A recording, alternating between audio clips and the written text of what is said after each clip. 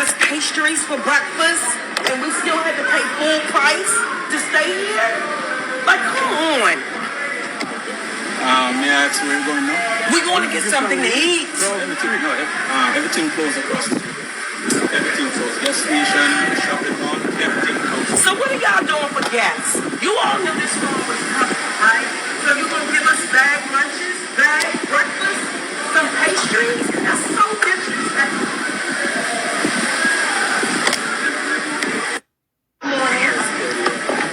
So why did we leave when y'all fucking feeding us pastries for breakfast, and we still had to pay full price to stay here?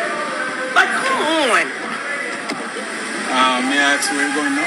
We're going to get something to eat. Everything closed across the street.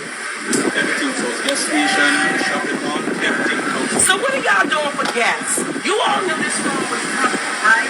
So you're going to give us bag lunches, bag breakfast, some pastries? That's so disrespectful.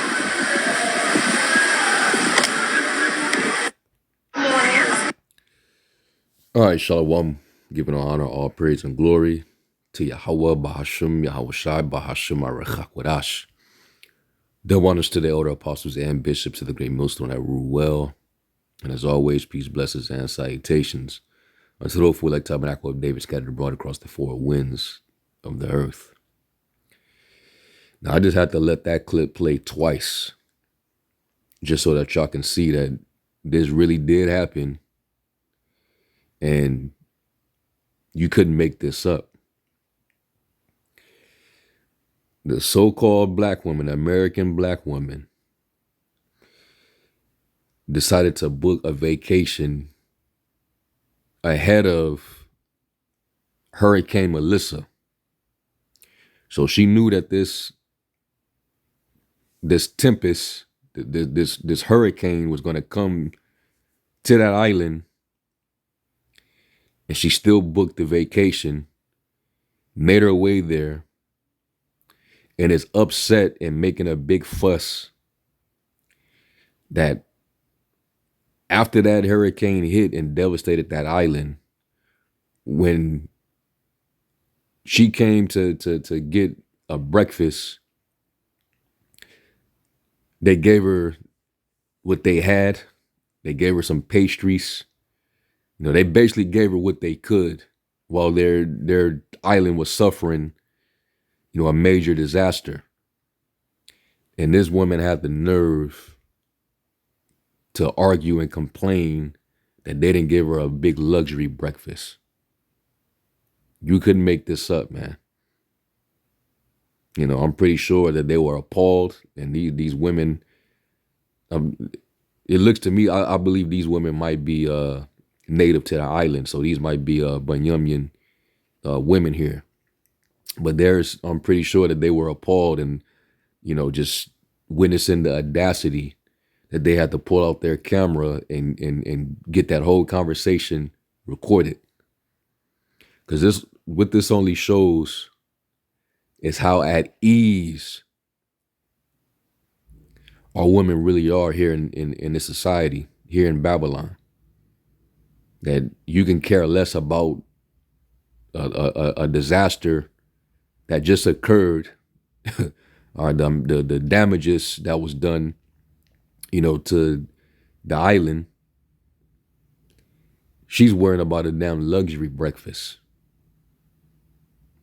That's why I always say that most of these women here, they're like it's like they hold the essence and the personification of what Babylon the Great or the daughter of Babylon represents. And even in Isaiah the 47th chapter, it gives you the characteristics, you know, the attitude of Babylon. It talks about the decadence. And so this woman, that's what she's used to. And she expected that level or better of treatment while she's on vacation. All right, even though a catastrophic event just occurred, people possibly have lost their lives. And this is what she's concerned with. So this is how you know we got to be at the end of this thing. And Eve, this is the reason why we get on you, man. You bring your selfish bullshit, that me first mindset everywhere you go. And you wonder why no matter where you go, people ignore you. People don't want to be around you. They banish you out of their establishments. All right. Let me get this in 2 Timothy real quick.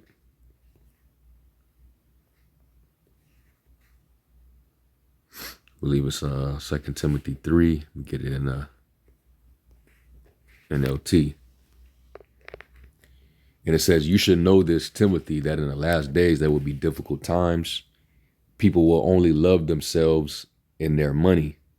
They will be boastful and proud, scoffing at the Most High. That's what these jakes are doing now with these little skits. You scoff at the prophets of the Lord. You scoffing at the Most High because prophets are the messengers of the Most High. But we're in that time. It says, disobedient to their parents and ungrateful. They will consider nothing sacred. They will be unloving and unforgiving. They will slander others and have no self-control. They will be cruel and hate what is good. They will betray their friends, be reckless, be puffed up with pride. And a lot of these people are definitely puffed up with pride, especially these American women. Okay. When your sisters woke up, you learn to become humble and shamefaced, not prideful. That's all these women in society today. They're super proudful.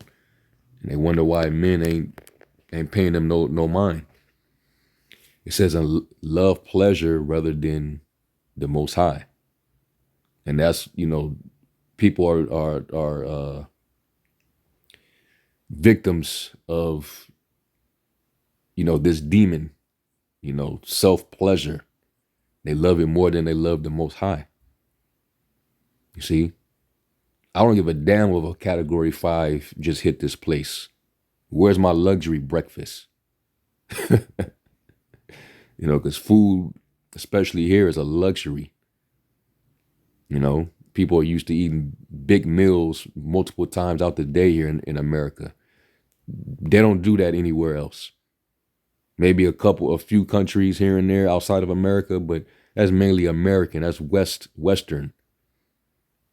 I don't even think they do that in all of Europe. They don't eat big like that.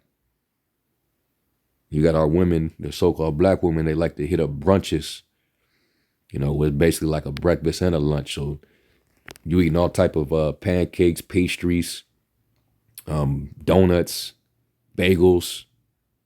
Then you got eggs. You got breakfast potatoes. You got all type of breakfast meats, sausage, bacon. You got champagne. You got all these different things, man. And they be trying to have their men, take them there. They be wondering why ain't men showing up to the brunches. Ain't nobody trying to show up with you, see you pig out. Ain't nobody finna spend all that money on you and you're still going to be ungrateful even after the fact. Wasting men's time, having them take you to places just so that you can get a free meal. That's out, man. So that Jake woman, she was expecting them to just disregard what happened in their country to satisfy her belly. You couldn't make this up. Let's go from there to let's get Isaiah 47.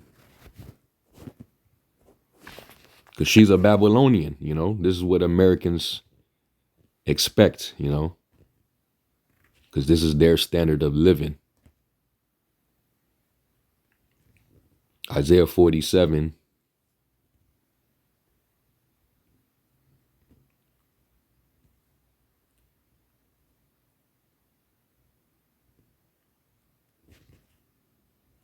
Yeah, I'll start at verse 5. This is in the AMP, by the way. It says, "Sit in silence and go into darkness, O daughter of the Chaldeans, for you will no longer be called the queen of kingdoms. I was angry with my people. I profaned Judah, my inheritance, and gave them into your hand." Talking about Babylon. "You showed them no mercy. You made your yoke very heavy on the aged. And you said, I shall be a queen forever." Right? "You did not consider these things, nor did you seriously remember the ultimate outcome of such conduct." Because they still got us in possession to this very day. All right. Putting hell on us, even the elderly. They got to work basically till they're dead. They don't even live long after their retirement. So we in hell. Babylon is straight up hell, but it's still to make you forget your hell. You're going to be fascinated with the luxurious lifestyle that you can attain here. So these women, this is what they're used to. This is why they got the highest standards requirements, from the men.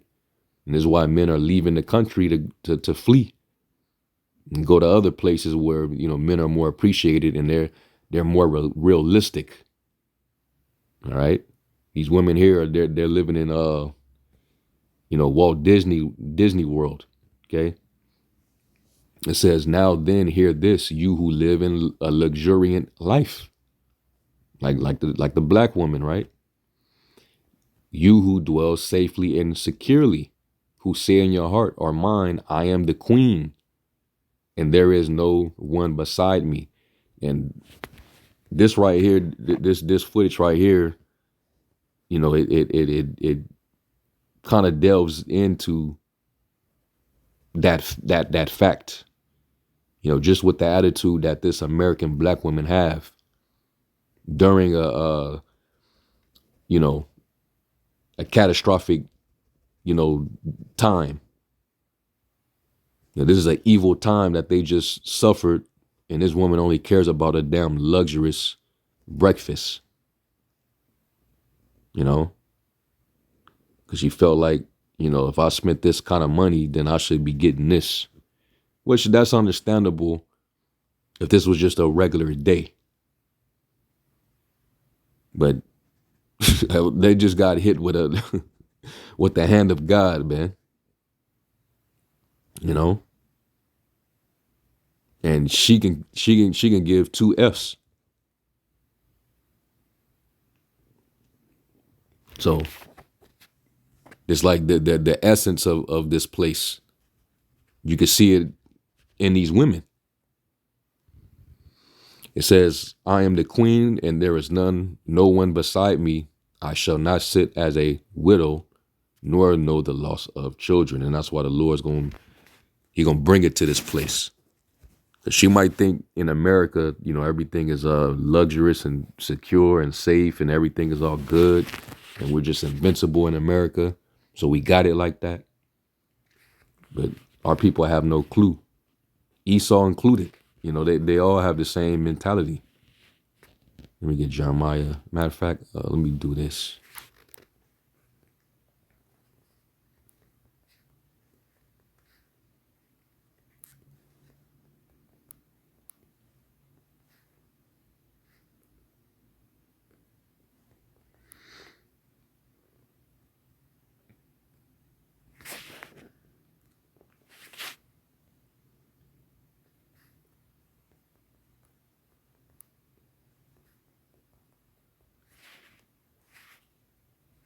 I know it's in Jeremiah. It might be. Let me check Jeremiah 49.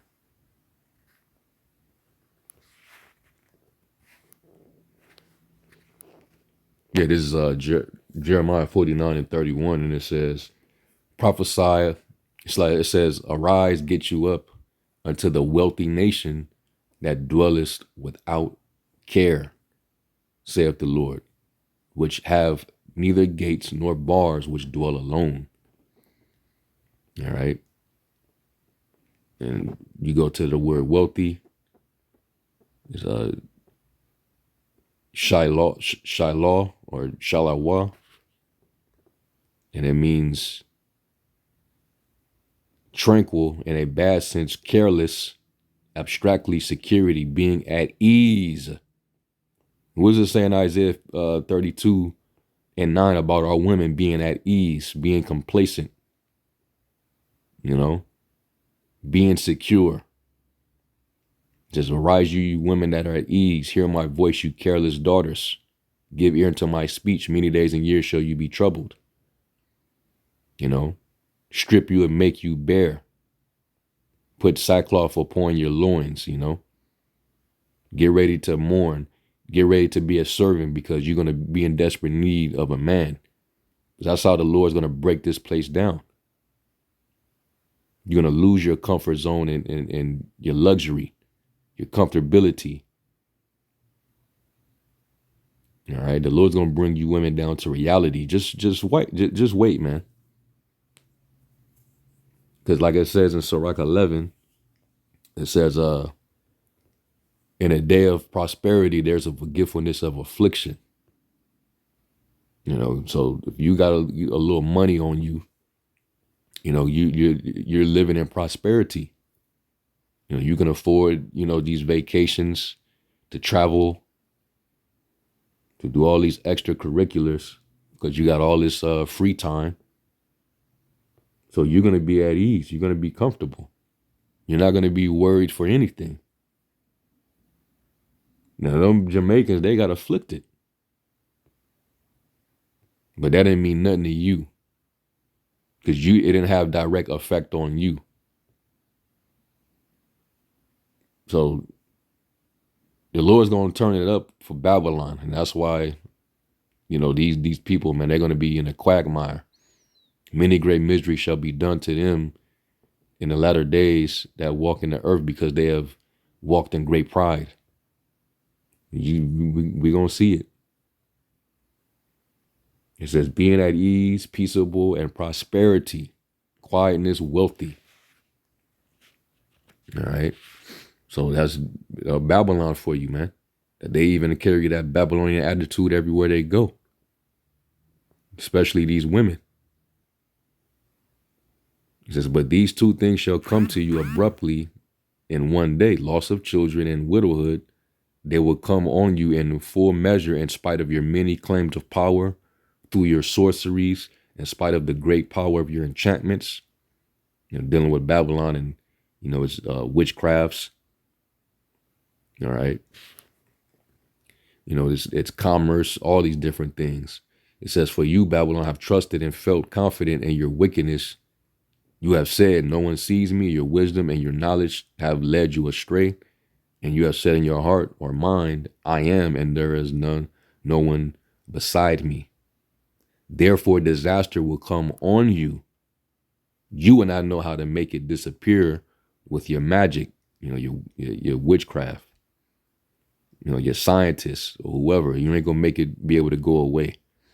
And disaster will fall on you for which you cannot atone with all your offerings to your gods, and destruction about which you do not know will come on you suddenly. Okay. So, yeah, man. And I went to ChatGPT and I just, typed this question in. Would the passage in Isaiah 47 and 8-9 be compared with the decadence and carelessness of modern America? It says that's a thoughtful and insightful question. And yes, Isaiah 47 and 8-9 can be meaningfully compared with the aspects of modern America or any society marked by pride, materialism, and moral decline, which is what we're definitely seeing here in Babylon. It says, let's look at the first text and then unpack the comparison. You got the post of scripture. It says context in Isaiah. This passage is addressed to Babylon, the powerful empire that saw itself as invincible and self-sufficient, just like you see America today. This is how we know that this is modern Babylon. All right.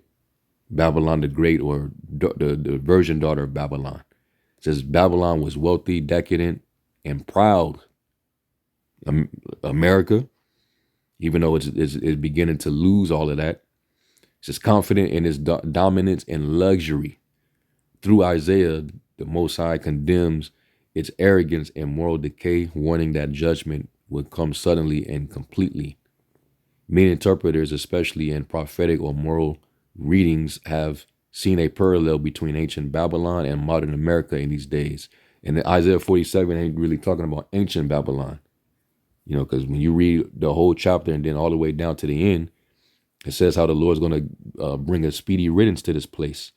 You can correlate that with Revelation, how it says that Babylon is going to be thrown down in an hour. So that's describing a speedy riddance. It's going to be destroyed by fire, and that didn't happen in ancient Babylon. All right, it says lover of pleasures, just like Paul described to the letter to Timothy. In the last days, you're going to have people that are lovers of pleasure, materialism, and entertainment culture. Babylon gloried in comfort and indulgence, i.e. surfeiting, overeating, eating big, gigantic meals, stuffing your face until you go to sleep, popping champagne. It says, likewise, modern America often places pleasure, wealth, and convenience above spiritual or moral values. Entertainment, consumption, and personal gratification can take precedence over truth and humility. And you saw that woman, she had no humility. Even a hurricane couldn't, bring her to reality, man. She was only concerned with her own personal gratification. A damn breakfast. She wasn't satisfied with no pastries, which is basically a dainty. Who sits securely, false sense of invincibility. Babylon believed it was untouchable. Modern nations with great power and wealth sometimes assume the same, that no real downfall would come economically, morally, or militarily. Is that not the sentiment, the proud mindset of the everyday average Babylonian American, especially the Edomite man and woman?